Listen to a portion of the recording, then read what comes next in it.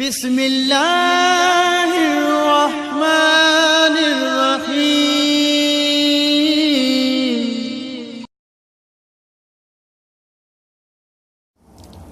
أعوذ بالله من الشيطان الرجيم. بسم الله الرحمن الرحيم.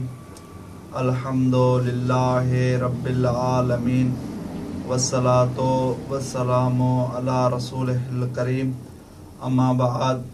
मोहतरम नाज़रीन, जीअं त अॼु असां अल्लामा आयतुल्लाह उज़्मा शेख जाफ़र सुभानी हफ़िज़हुल्लाह जे किताब عقیدۃ الاسلامیہ जे 8 नंबर दर्स तां तव्हांजी ख़िदमत में हाज़िर आहियूं। अॼु असां हिन दर्स में कुझु मतालिब बयानु कंदासीं। उन मां पहिरियों मतिलबु इहो आहे त इस्लामी नुक़्ता निगाह जी नज़र में इस्लाम जे नज़दीक अक़्ल इंसानी खे हिकु ख़ासि हैसियत हासिलु आहे, हिकु ख़ासि मक़ाम हासिलु आहे ऐं इहो अक़ुल ई आहे जंहिं जे ज़रिए सां इंसान खे बाक़ी मख़लूक़ात ते फ़ज़ीलत आहे।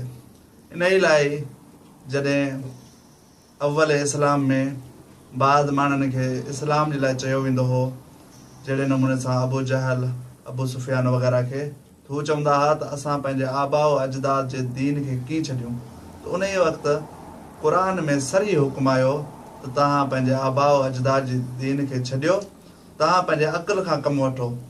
तव्हांजो अक़ुल जॾहिं इन शइ खे तस्लीम करे त इस्लाम हिकु बहितरीनु दीन आहे, त तव्हां पंहिंजे आबा अजदाद जी अंधी तकलीफ़ छो था करियो। यानी गोया के हिकु इहा रहनुमाई आहे त इंसान अक़ुल खां कमु वठे। इन ई करे जो अक़ुल खे रसूल बातनी बि चयो आहे। हिन जॻह ते हिकु सवालु पैदा थो थिए, छा तकालीफ़ इलाहिया, जेके इलाही तकलीफ़ूं आहिनि, इलाही ज़िमेदारियूं आहिनि, छा इंसानी हुरियत जे मुनाफ़ी न आहिनि, अक़ुल जे ख़िलाफ़ न आहिनि? ज़ाहिरन बाज़ औक़ात ॾिठो थो वञे त बाद में मुशक़त हूंदी आहे, तकलीफ़ हूंदी आहे, ॾुखियाई हूंदी आहे, जेका ज़ाहिरन अक़ुल इन शइ खे तस्लीम नथो करे।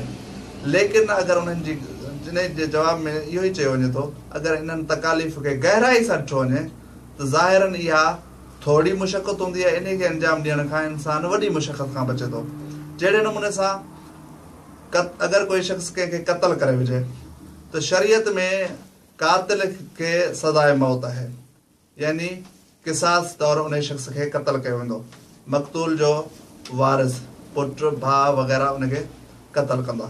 इहो क़त्ल करणु अगरचे ज़ाहिरन ॾिठो वञे त इहो हिकु इंसान जो क़त्ल आहे, लेकिन इन ई क़त्ल में क़ुरान फरमाए थो लकुम फिल क़िसास हयातुन या उलिल अलबाब। साहिब फ़हम शख़्सनि जे लाइ क़िसास में ज़िंदगी आहे। यानी क़ातिल अगरि हिकिड़ो क़त्ल करे, उनखे क़त्ल कयो वञे त ॿियो शख़्स क़त्ल खां डिॼंदो।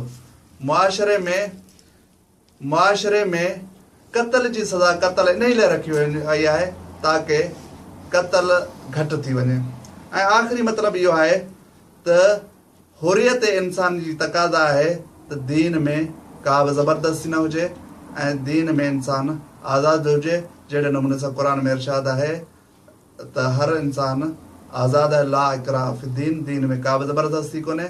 इंशाअल्लाह अक़ीदत इस्लामिया जे अॻिले दुरुस में तव्हांजी ख़िदमत में हाज़िर थींदासीं।